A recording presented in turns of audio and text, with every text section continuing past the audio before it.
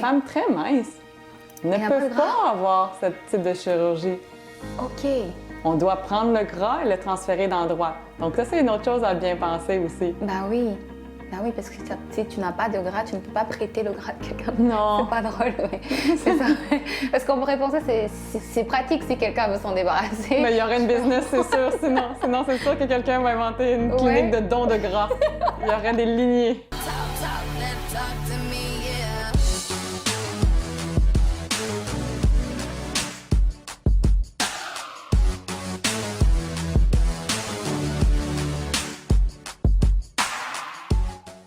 L'Auberge du Plateau nous reçoit pour la saison 5 de Woman Talk That Talk. Chaleureuse et conviviale, l'auberge est située au cœur du quartier du Plateau Mont-Royal. Elle accueille toute l'année les voyageurs du monde entier en quête de rencontres et de nouvelles expériences humaines. Pour plus d'informations, consultez aubergeduplateau.com. Oh hey, how you doing? Comment ça va? Bienvenue au Woman Talk That Talk, discussion entre femmes. Une émission qui aborde des sujets de femmes avec des femmes, tout simplement parce que nous avons des choses à dire. Dans l'épisode d'aujourd'hui, nous allons parler de lifting brésilien des fesses, très connu sous l'acronyme de BBL pour Brazilian Butt Lift. Cette technique de chirurgie esthétique qui permet d'augmenter la taille de son postérieur. La technique est apparue dans les années 60 et elle est devenue un phénomène de mode ces 10 dernières années. Le BBL promet de rehausser vos courbes naturelles en vous donnant des fesses pleines, fermes et rondes à l'aide de votre propre graisse corporelle.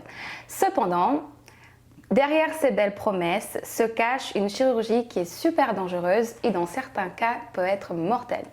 Je vais avoir une discussion avec notre invitée du jour qui est la docteure Geneviève Ferland-Caron. Elle est diplômée en chirurgie plastique et spécialisée en chirurgie intime féminine comme la labiaplastie, l'augmentation des seins, juste pour en citer quelques-unes. Et elle est la propriétaire également de la clinique Evolution à Montréal où elle exerce ses fonctions. Mais avant qu'on commence, je voulais vous demander, comme d'habitude, de vous abonner à notre chaîne YouTube si ce n'est pas encore fait. Et si vous nous écoutez sur le podcast, merci de bien laisser votre évaluation. Un 5 étoiles, c'est bien parce que ça nous permet d'être recommandés à un plus grand nombre de personnes. Donc, sans plus attendre, how you doing, Dr. Caron? Ça va super bien, merci. Merci de l'invitation. Bienvenue au Woman Talk That Talk. Merci. Je suis contente de vous avoir. Merci d'avoir pris le temps surtout d'être là pour répondre à nos questions par rapport au BBL. Toujours un plaisir de discussion entre femmes. Yes. Mais on va parler un peu de vous de façon... On va se présenter un petit peu, mais j'aime demander aux femmes si vous pouvez vous définir en 3 mots. Qu'est-ce que vous direz? Quels sont les 3 mots qui vous définissent? Probablement spontané. Ça, c'est la première chose. Même sans y penser, je sais que c'est ça qui m'est venu en tête en premier. Surtout aussi une femme de carrière. Hein? Puis aussi, je peux dire une femme qui aime prendre soin des gens. Donc, ce seraient les 3 termes qui me définiraient comme ça, sans y penser, spontanément. Et c'est ce qui vous représente? Parce que c'est ce que vous faites aussi. J'espère. Une femme de carrière, vous avez votre propre clinique. Oui. Vous travaillez avec les femmes, vous aidez les femmes également. Mm-hmm. Donc, en parlant de votre formation, vous avez été formée à l'Université de Laval de médecine. Oui. Et ensuite, vous avez fait une surspécialisation dans l'ouest du Canada. Exactement. Donc, j'ai fait ma médecine à l'Université Laval à Québec. OK. Je viens de Québec, donc pour Situé. pour suivre la route normale. Par la suite, je suis venue faire ma formation complète de chirurgie plastique ici à Montréal et une surspécialisation au niveau corporel et génital pour augmenter justement les types de chirurgie pour les femmes. Je suis allée faire ça dans l'Ouest canadien, puis précisément à Banff, en Alberta. D'accord, parce que c'était plus... ils se connaissent plus au niveau de... C'est une des plus grandes cliniques de chirurgie esthétique au Canada. J'ai eu la chance d'être avec une autre femme chirurgienne qui exerce dans le domaine depuis plus de 30 ans. Donc, pour moi, de l'avoir comme mentor, c'était une expérience exceptionnelle. Et ça fait depuis 2015 que vous exercez. Exactement. Donc, ça fait déjà quelques années. Ça passe très vite. Oui. Et vous êtes notre invitée parfaite du jour pour parler du sujet du BBL. Qui est un sujet très chaud à l'heure actuelle. Ouais. Depuis quelques années d'ailleurs, plusieurs médias, plusieurs podcasts, plusieurs chaînes YouTube ont abordé le sujet effectivement. Oui, parce que au-delà de ces promesses que la chirurgie promet, que les femmes sont attirées pour aller parce qu'on pourrait être d'accord ou pas, mais je pense que les réseaux sociaux, ça joue quand même pas mal sur cette influence de vouloir avoir ce corps parfait, ces formes idéales. On penserait à Kim Kardashian, à Kylie Jenner ou encore à Cardi B, qui sont ces modèles en fait à qui les jeunes femmes ou adultes veulent ressembler, sont prêtes à débourser des millions Exactement. ou quelques centaines de dollars pour celles qui choisissent le low cost, Exactement. pour être honnête. Mais le BBL, concrètement, de façon spécifique, qu'est-ce que c'est? Donc, le BBL, comme vous l'avez un peu dit en gros, c'est vraiment de prendre du gras dans les endroits non désirés des femmes, donc souvent au niveau de l'abdomen, au niveau des cuisses, et de prendre ce gras-là, de le réinjecter où les femmes le veulent, donc Brazilian butt lift, au niveau du butt, au niveau des fesses, plus précisément, de la région glutéale. Donc, ce gras-là veut prendre du volume au niveau des fesses, puis c'est ça, ils nous promettent... les différents chirurgiens, les différents instituts qu'ils font d'avoir un derrière plus volumineux, des fesses plus pulpeuses. C'est un peu ça la procédure. C'est une chirurgie qui est faite endormie, sous anesthésie générale. Ça peut être de courte durée ou de plus grande durée. Ça va dépendre de combien de gras on va aller injecter. Certains chirurgiens peuvent injecter des plus petites quantités de gras. D'autres peuvent aller à des quantités de gras injectés qui sont quand même assez importante. Puis c'est un peu là que viennent les risques aussi dans ces différents cas-là. D'accord, parce que à l'entendre comme ça, ça a l'air d'être simple. On dit, j'ai pas besoin d'apporter de corps étranger dans mon corps. On prend de ma graisse, on va dire du ventre ou des cuisses et on va l'injecter sur ma partie glutéale. Mais pourquoi alors c'est dangereux? Qu'est-ce que ça rend dangereux? La dangerosité vient vraiment d'une particularité anatomique au niveau des fesses. Parce que c'est vrai que c'est une chirurgie qui a l'air plutôt simple. Hein? On prend du gras, pas d'implant, donc pas de corps étranger, on diminue le risque d'infection. Donc le même type de chirurgie, prendre du gras et le remettre au niveau des seins, a beaucoup moins de risques. Parce que les seins n'ont pas de gros vaisseaux et le risque d'embolie graisseuse, c'est un mot qui va revenir, est vraiment plus faible au niveau des seins qu'au niveau du fessier. Pourquoi? À cause de l'anatomie. Comment les fesses sont faites, il y a des vaisseaux que le gras peut aller se loger dedans et venir bloquer. Donc, c'est ce qu'on parle des embolies graisseuses. Le gras rentre dans le petit vaisseau et il peut voyager et même se rendre au niveau des poumons et créer jusqu'à la mort. Donc, c'est de là que vient la dangerosité. C'est pas le fait de prendre du gras et de le mettre ailleurs. C'est le fait de prendre du gras et de le mettre dans une région qui peut être dangereuse potentiellement. D'accord, parce qu'il y a plus j'ai du mal avec les termes médicaux. De vaisseaux. Il y a plus... De vaisseaux. Oui, okay. C'est des gros vaisseaux. Les vaisseaux, les veines et les artères, c'est eux qui amènent le sang puis qui le ramènent. Donc, lorsqu'il y a du gras qui rentre dans les vaisseaux, c'est comme un tuyau, un vaisseau. Donc, le gras va venir bloquer le tuyau. OK. C'est pas bon quand on a des tuyaux bloqués à la maison, mais c'est pas bon dans le corps humain non plus du tout. J'aime bien que vous fassiez vraiment cette analyse, comparaison pour qu'on puisse vraiment se rendre compte.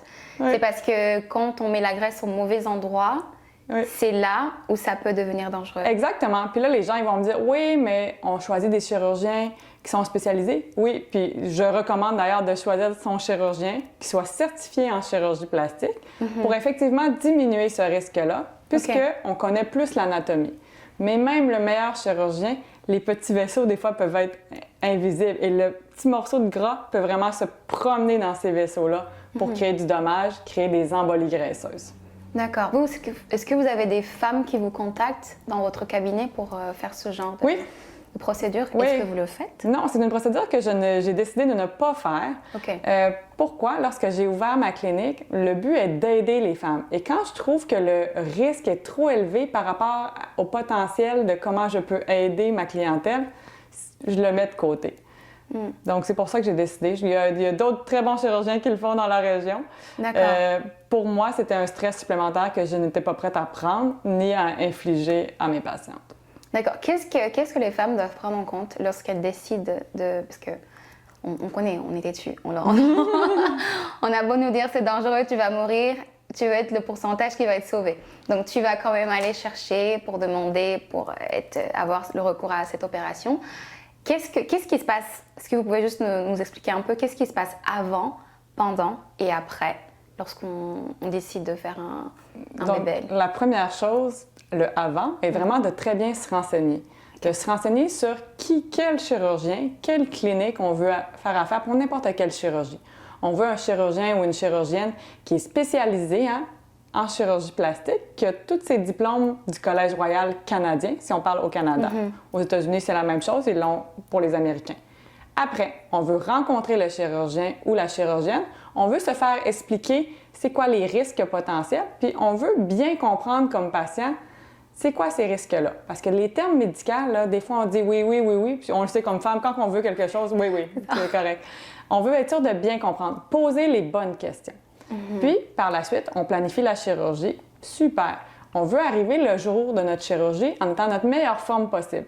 Donc, on essaie d'être dans un poids idéal, d'être bien sûr non-fumeur, puis d'avoir contrôlé tous les petits problèmes de santé qu'on pouvait avoir. Ah, il faut être non-fumeur. Non-fumeur, oui, exact. Pourquoi? Qu'est-ce que ça fait d'être fumeur? La nicotine fait en sorte que ça double les risques de complications. Ce que ça fait, la nicotine, c'est que ça affecte tous ces petits vaisseaux-là. Donc, ça a un grand impact sur la guérison. Donc, ça, c'est la première recommandation à faire. Avant même de penser une chirurgie, on devrait penser à avoir arrêté plusieurs semaines, plusieurs mois avant la chirurgie, plusieurs semaines, plusieurs mois après la chirurgie pour vraiment laisser le corps guérir. D'accord. Fait que ça nous limite déjà une partie des risques de complications. Fait que ça, c'est un risque qu'on appelle contrôlable parce que les patientes peuvent contrôler d'arrêter de fumer. Oui. Pendant le processus. On espère pour toujours, mais pendant le processus, le médecin en moi va vous dire que pour toujours. Puis tu sais que ça va être quelques mois, mais tu peux le planifier au moins. Exactement. Puis, comment ça se passe après la chirurgie? C'est sûr que chaque chirurgienne va vous donner une liste de quoi faire après la chirurgie. Mais donc, excusez-moi, je vais revenir un peu avant. Oui. Ça prend combien de temps de faire l'opération? La chirurgie, tout dépendant un peu de combien de gras on va mettre. Ça peut aller... On parle d'un petit Brazilian butt lift, qu'on va prendre juste un petit peu de gras au niveau de l'abdomen puis le transférer juste pour peut-être avoir une petite rondeur au niveau des hanches. Ça peut être une chirurgie d'1 heure et demie, 2 heures. OK. Si on parle d'aller mettre des gros volumes, ça peut aller facilement jusqu'à 4 heures. Wow! Donc exactement. On met graisse par graisse. Il faut prendre le gras des endroits. Par millimètre ou c'est par millilitre? Millilitre, exactement. Ouais. Je me dis, je suis pas très bonne. Mais ça fait des millimètres autour et des centimètres. Ouais, c'est vrai. OK, donc on met millilitre par millilitre. Oui, exactement. Wow. Puis c'est ça le but quand on fait du transfert de gras. Donc prendre le gras à un endroit, le transférer à l'autre, c'est de le mettre par mince couche pour que ce gras-là prenne le mieux possible dans son nouvel endroit. OK. Donc ça prend entre 1 heure et demie... 1 heure et demie et 4 heures. 4 heures. C'est les personnes qui vont vouloir avoir juste un petit peu plus rembourrés, qu'on peut dire. C'est sûr que ça va prendre beaucoup moins de temps que quelqu'un qui veut Kim Kardashian style, Cardi B style. Exactement. Okay. Mais à quel moment ça devient très... Parce que on sait que déjà par rapport au vaisseau, c'est dangereux. Mais est-ce que si on fait une petite quantité, ça va? C'est moins risqué que d'avoir Kim Kardashian d'un coup comme ça? Exactement. Je pense que le terme moins risqué est le bon terme à utiliser. Ça reste toujours une chirurgie. Il y a toujours les risques de rentrer dans les petits vaisseaux. Mais quand on met des moindres quantités, bien, c'est sûr qu'on peut plus diriger où on met exactement notre gras. Il est moins sous pression. Donc, s'il est moins sous pression, il va moins se déplacer dans les vaisseaux. D'accord. Wow. Ça plaît à l'esprit de le penser comme ça, mais ça reste une chirurgie. Mais ça reste quand même dangereux, c'est vrai. C'est pour ça qu'on aborde, parce que... Mais je préfère aussi apporter votre point de professionnel. C'est celles qui veulent quand même essayer qu'elles aient la bonne information, parce que je trouve que c'est ça qui est important. Donc après, on est sur la table, on est endormi complètement, on se fait injecter du gras. On prend le gras premièrement, après ça on réinjecte. Ah oui, c'est ça. Donc en fait, sur 1 heure, on enlève et on les remet en 1h30. Ça va, ça reste quand même assez rapide. Puis on peut pas prendre le gras de quelqu'un d'autre. Des fois, les gens viennent, ils pensent qu'on peut prendre le gras de quelqu'un d'autre. Donc ça, c'est une autre chose. Des femmes très minces ne peuvent pas avoir ce type de chirurgie. OK. On doit prendre le gras et le transférer d'endroit. Donc ça, c'est une autre chose à bien penser aussi. Ben oui. Ben oui, parce que si tu n'as pas de gras, tu ne peux pas prêter le gras de quelqu'un. Non. C'est pas drôle, oui. C'est ça. Parce qu'on pourrait penser, c'est pratique si quelqu'un veut s'en débarrasser. Mais il y aurait une business, c'est sûr. Sinon c'est sûr que quelqu'un va inventer une clinique de don de gras. Il y aurait des lignées. C'est sûr. Wow, OK. Mais finalement, ça ne fonctionne pas. Non, c'est pas ça. Ça va être rejeté, hein, comme c'est pas notre système immunitaire à nous va rejeter les cellules de l'autre personne. D'accord. Ouais, ah oui, c'est vrai qu'il faut que ça reconnaisse nos propres Exactement. cellules. D'accord. C'est pour ça que c'est votre propre gras qu'on prend et qu'on met à un autre endroit. Exactement. Et si vous n'en avez pas, déjà, ça vous enlève des personnes éligibles. Exactement. Wow, c'est bon à savoir. Hein? Donc, renseignez-vous comme il faut. Ensuite, bien planifier. Et puis, selon votre morphologie, vous pouvez ou non avoir recours à ce genre d'opération. La suite, une fois qu'on s'est couché, on s'est réveillé, on a du gras sur les fesses. Exactement. Donc, le gras, on va vouloir faire en sorte que peu importe où on le met, même quand on le met au niveau des seins, au niveau du visage, au niveau des fesses, on veut que ce gras-là se sente bien dans son nouvel environnement. Okay. Donc là, il est parti du ventre, il est arrivé au niveau des fesses. Donc, pour qu'il se sente bien et qu'il prenne bien en place, il faut faire plusieurs choses. Comme par exemple, continuer d'avoir une diète, une alimentation un peu plus grasse, hein, pour que ce gras-là, c'est pas le temps de se mettre justement à vouloir perdre du poids. Là. On veut que le gras prenne bien, on veut qu'il n'y ait pas de pression. Donc, c'est pour ça que souvent, vous voyez dans les vidéos, les gens qui viennent d'avoir... Ils sont couchés comme ça, ils ne peuvent pas bouger. Exactement. Il ne faut pas mettre de la pression parce que ces cellules-là, c'est des nouvelles cellules. On veut vraiment qu'ils reprennent la vie dans leur nouveau lieu. Wow. Donc, pour ça, il faut leur faire attention. Donc, prendre nos médicaments, faire attention à ne pas mettre de pression dessus à ce niveau-là et essayer de rester tranquille. Donc, on parle d'une convalescence de plusieurs semaines pour ne pas faire d'exercice, pour être sûr de limiter un peu les complications possibles. D'accord. Plusieurs semaines, 2-3 semaines? Oui, exactement. Ça va dépendre encore là du volume injecté. Si on met des plus petits, c'est sûr qu'on peut revenir à nos activités plus rapidement. Kim Kardashian, il faudrait l'appeler pour lui demander, mais je suis pas mal sûre que ça a été facilement plusieurs semaines. D'accord. Ouais. Mais est-ce qu'on peut le faire crescendo? C'est-à-dire au fur et à mesure. C'est-à-dire une première phase, on met un peu, puis l'année d'après, on revient, on remet une deuxième couche, puis on revient, et pour avoir cette évolution. Oui, vous pouvez. Votre chirurgien va être très content de se faire payer 3 ou 4 fois, il n'y a pas de problème. Oui, effectivement, ça serait une des techniques même qui serait peut-être plus sécuritaire d'y aller par petits volumes. C'est sûr que les patients n'aiment pas ça, avoir à payer le chirurgien 3 fois et avoir à prendre 3 périodes d'arrêt aussi par la suite de convalescence. Oui. D'accord. Donc, c'est quand même une opération qu'il faut réfléchir complètement. Il n'y a pas de petite chirurgie. Toute chirurgie doit vraiment être réfléchie. C'est pour ça que les chirurgiens plastiques et que je suis là pour accompagner, vraiment répondre de quoi ça va avoir l'air avant, pendant et après. Une femme bien éclairée qui comprend très bien va prendre une bonne décision. Oui. Et c'est bien, je trouve, juste pour revenir à ce que vous avez dit au début par rapport aux valeurs. Parce que vous, c'est vraiment important parce que on va être honnête, quand on va faire une opération chirurgique, c'est qu'on veut changer quelque chose dans notre corps, parce qu'on n'est pas à l'aise. Et vous, malgré ça, vous avez quand même cette valeur de pouvoir, comment est-ce que je peux formuler ça, de ne pas faire juste pour l'argent, de aussi être assuré que ça va vraiment vous faire du bien. Parce que d'autres femmes ont un recours à la chirurgie pour améliorer leur estime d'elles-mêmes également. Et là, quand vous voyez que ça peut devenir dangereux, vous vous dites moi, je m'en fous de l'argent, c'est d'abord votre santé. Exactement. Puis je pense que c'est super important pour n'importe quelle femme qui va pour une chirurgie esthétique à la base. Moi, ce que je dis à mes patientes, c'est que c'est de la chirurgie esthétique. Ça ne va pas vous prolonger. Vous n'allez pas vivre jusqu'à 120 ans grâce à moi. Ça, c'est sûr. On veut que vous puissiez vivre, oui, mieux dans votre peau. Mais pour ça, vous ne serez pas mieux dans votre peau si le risque est trop élevé. Ouais. Vous allez potentiellement le regretter par la suite. Donc moi, je suis juste là pour dire un peu, mais peut-être que vous n'êtes pas une bonne candidate pour ce type de chirurgie-là maintenant parce que vous fumez ou parce que vous avez un surplus de poids. Travaillez sur ces éléments-là, revenez me voir. Là, on va voir diminuer le risque, puis peut-être que maintenant, vous allez devenir une candidate pour une chirurgie par la suite.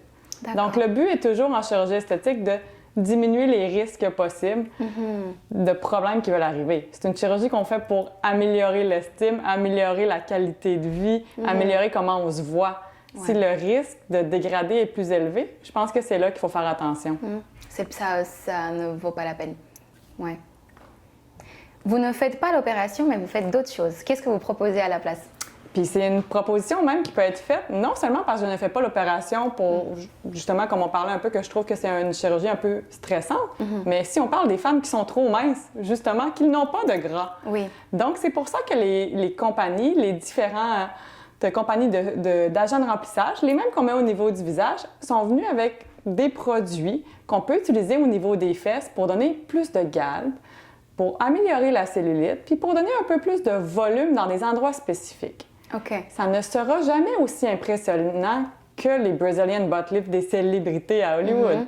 Mais le but est de donner une rondeur un peu plus volumineuse ou un peu plus pulpeuse à ce niveau-là. Donc, on a des produits comme par exemple le Sculptra ou le Radiesse. C'est des produits injectables. Donc là, on n'est pas endormi, ce n'est pas une chirurgie, c'est vraiment des injections. Donc, au même titre que les produits qu'on s'injecte au niveau du visage pour les rides, là, c'est au niveau... Comme le Botox, par exemple? C'est ça, c'est les agents de remplissage pour les lèvres. C'est plus celui-là qu'il faudrait comparer. On met au niveau des fesses. Ces agents-là, non seulement ils vont donner du volume, mais ils sont faits pour bâtir notre collagène. Donc, lorsque le corps humain bâtit du collagène, il se met un peu plus large, donc il donne du volume en même temps pour, au long terme, donner vraiment une forme dans les endroits, par exemple, sur le côté des hanches, des endroits plus spécifiques. Donc, les compagnies sont venues avec ce type de produit-là. Est-ce que c'est un miracle? Bien non. Donc, l'inconvénient des techniques non chirurgicales, les injections, c'est que justement, ça en prend plusieurs avant d'avoir un résultat qui peut être vraiment apparent. Donc, on parle de minimum 2 à 3 sessions d'injectables, de plusieurs injectables. Ça va dépendre encore là de quel volume on veut avoir au niveau des fesses. Mais on ne pourra jamais avoir la taille d'une Kim Kardashian. Je vous confirme que Kim Kardashian, ce n'est pas avec les injectables. Ça, c'est... C'est ça, exactement. Puis, chaque séance d'injection, on veut l'espacer de 1 mois, 2 mois. Et c'est un processus qui va être à refaire dans le futur. Parce que notre... Exactement. Donc, déjà là, encore financièrement, il faut que les femmes soient prêtes un peu à calculer leur budget.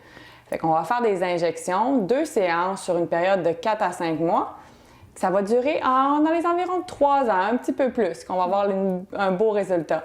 Mais après cette période d'année-là, ça va être à refaire aussi. Le gras, quant à lui, quand il est mis, il est bien vivant, bien pris. Il reste, c'est votre gras. Exactement. D'accord. Là, on parle de... Si on parle budgétairement parlant, c'est quoi le budget pour faire un bébé de qualité?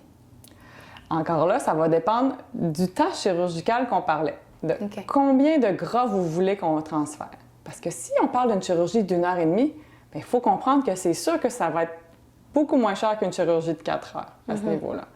Donc, les BBL, puis encore là, ça va dépendre de la région où vous êtes. Est-ce que vous êtes à Chicoutimi? Est-ce que vous êtes à Montréal, à Los Angeles? Ça peut varier. Ça peut varier, je vous dirais, dans les milliers de dollars, sûrement approchant plus les 10 000 et plus, bien sûr. Exactement.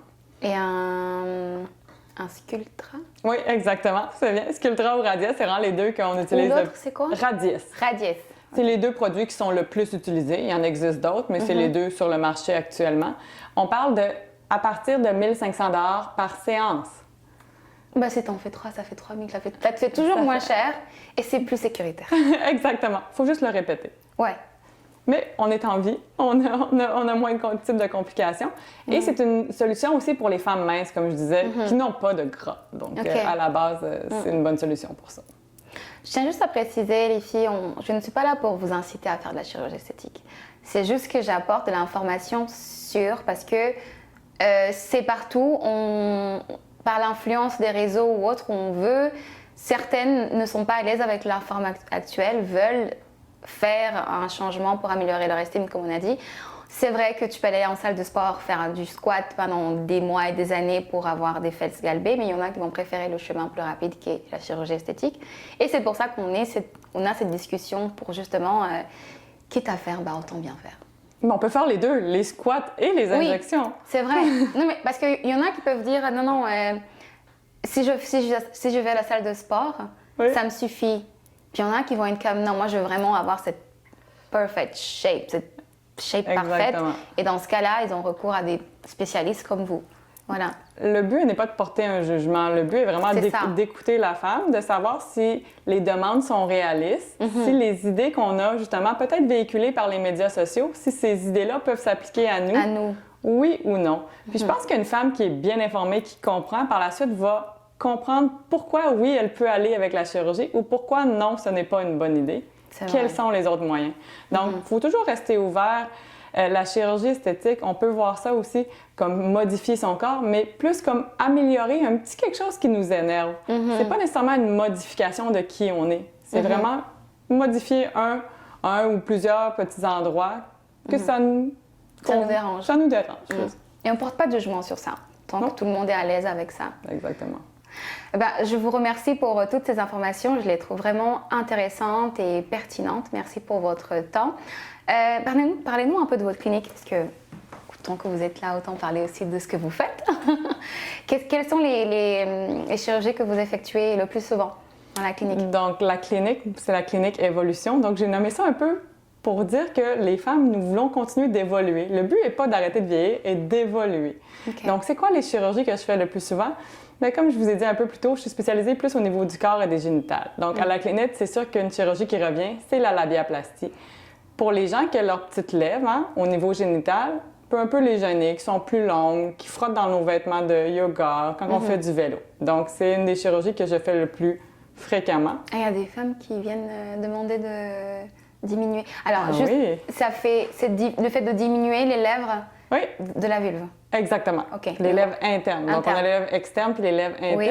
Les lèvres internes, lorsqu'ils dépassent, bien, esthétiquement, les gens, des fois, n'aiment pas ça, la vision de les voir qui dépassent. Donc, ils trouvent que le look aussi peut être moins attirant, mais aussi dans des activités. Moins attirant pour qui? Exactement. Pour nous, quand on se regarde. OK, d'accord. Oui. Et aussi quand on fait des activités comme, par exemple, le yoga, avec les pantalons leggings très serrés. Ça, la mode des pantalons leggings très serrés a amené plus de femmes à consulter pour la labiaplastie aussi, en voyant qu'avec un excès de peau, ça faisait peut-être des petits amas à un endroit qu'on ne voulait pas voir en pantalon. OK. Ça, c'est une des choses. Aussi, en vélo, les petites lèvres sont faites de muqueuse. C'est pas de la peau régulière. Donc, frotter continuellement, ça peut créer des irritations aussi. Et c'est pour ça... vous m'apprenez vraiment un truc. Je pensais pas que c'était a thing. Aller se faire réduire. C'est a thing. Oui. Wow! Et vous avez beaucoup de femmes qui vont se faire une labiaplastie. Exactement. Fait que ça, c'est la chirurgie, je pense, que je performe le plus souvent à la clinique. C'est une chirurgie qui se fait pas endormie, donc réveillée. Donc, tu peux voir... D'une durée d'1 heure, exactement. OK. Donc, puis je pense qu'entre femmes, c'est plus facile un peu d'aborder le sujet et d'en discuter. Donc ça, je vous dirais que c'est vraiment le numéro 1 qu'on fait à la clinique. Et bien sûr, le reste, plus standard, l'augmentation mammaire, le redrapage, l'abdominoplastie. Les femmes qui ont eu des enfants, on appelle le mommy makeover. Ça aussi, c'est un autre sujet. Instagram. En fait, on pourra peut-être en parler une autre fois, mais c'est les mamans qui veulent enlever les traces de... La peau de surplus, lors de la grossesse qui s'est étirée. Donc ça, c'est une autre chirurgie qu'on fait fréquemment, effectivement. Parce que d'autres femmes le reprennent facilement, mais d'autres, ça revient pas, ça pend juste. Enfin, quand je dis ça pend, je comprenez mes mots, je ne suis pas en train de... C'est pas une critique ou quoi, c'est la réalité, c'est là. Et certaines femmes sont à l'aise avec ça, exactement. Et ça, c'est très bien, je vous le conseille, mais il y en a d'autres aussi qui ne sont pas à l'aise, qui ne se voient pas non plus être à l'aise un jour avec ça, qui préfèrent récupérer leur corps d'avant. Et puis, dans ce cas-là, ils vont venir vers vous pour... Exactement. On est juste là pour énoncer un peu c'est quoi les options. Puis après ça, je pense que chaque femme peut décider si oui, on est à l'aise de continuer avec un petit surplus ou des petites choses, oui ou non. Puis, il faut juste avoir les options devant nous bien présentées, puis savoir un peu dans quoi on s'embarque lorsqu'on décide. Ouais. Wow. Très bien. Eh bien, merci beaucoup, docteur. D'ailleurs, on dit la docteur, le docteur. La docteur. On devrait tout être au féminin. Ce que j'ai vu souvent, c'est écrit là. Je dis non, mais non, c'est une femme. On peut juste faire les choses bien. Donc, la docteur. Oui. Parfait. Donc là, si on reprend bien, le BBL, c'est dangereux parce que les vaisseaux des muscles glutéales, j'essaie de mettre les mots, sont plus dangereux parce qu'on peut les boucher avec la graisse. Et c'est ce qui cause la dangerosité parce que si la graisse est bouchée, votre sang ne circule pas et vous pouvez avoir des complications mortelles pour certaines. Et aussi, vous avez toujours l'option beaucoup plus safe qu'est le Sculptra et le Radiesse. Exactement. Pour pouvoir, si vous voulez toujours avoir cette opération pour vous faire galber les fesses de façon chirurgicale. Merci beaucoup, Dr. Caron. On va passer à une partie de la fin, c'est les questions d'empowerment, quand on finit sur une note un peu plus positive. Donc, la première question que je vais vous poser, c'est la première chose que vous faites le matin. Je bois un jus d'orange. OK, naturel. Tous les matins, pressé.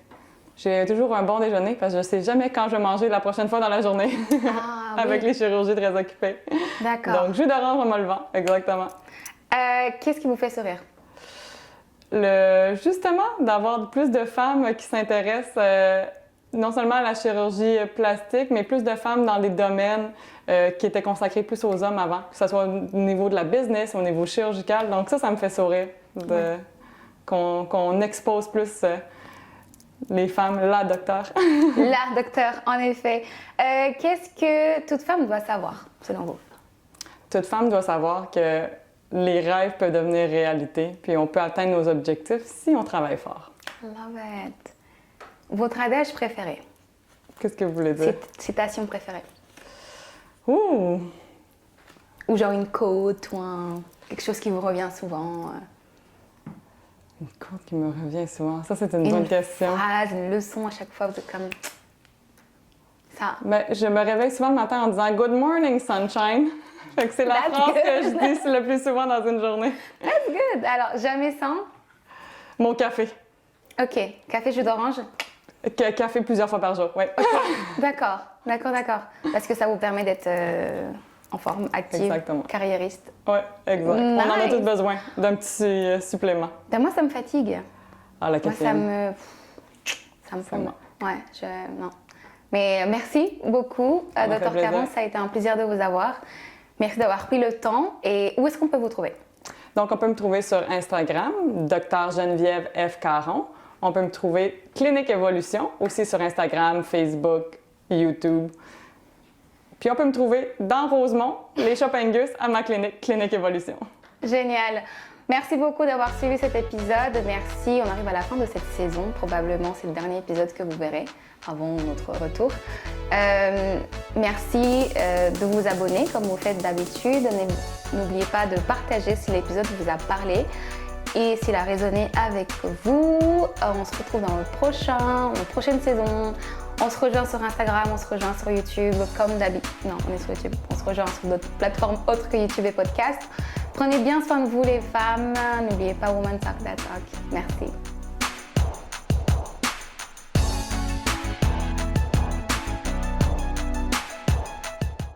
Hey, alors tu es arrivé jusqu'ici, ça veut dire que tu as aimé l'épisode. Et mieux encore, tu as aimé la chaîne. Alors abonne-toi, partage la vidéo, laisse ton commentaire et on se retrouve prochainement.